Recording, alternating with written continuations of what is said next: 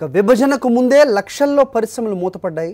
ఇప్పుడు కేంద్రం రాష్ట్ర ప్రభుత్వం చేస్తున్న తాత్సారం వల్ల 20 లక్షల మంది కార్మికుల 7 లక్షల మంది పారిశ్రామికవేత్తల బ్రతుకులు బుగ్గిపాలవుతాయని పారిశ్రామికవేత్తలు ఆవేదన వ్యక్తం చేస్తున్నారు.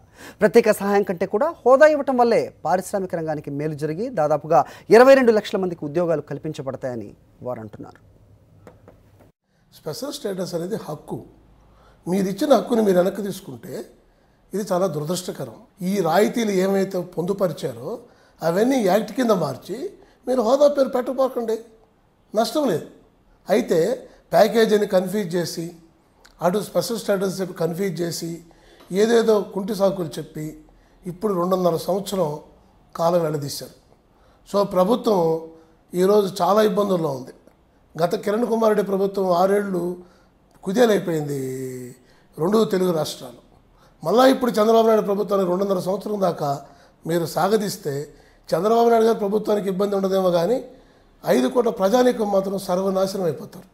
40 లక్షల కార్మికుల కుటుంబాలు, 7 లక్షల పారిశ్రామికవేత్తల కుటుంబాలు జీవితాలు కాకుండా 22 లక్షల రాబోయే టెక్నోక్రాట్స్కు వాళ్ళకు కూడా చాలా ఇబ్బంది కలిగే ప్రమాదం ఉంది.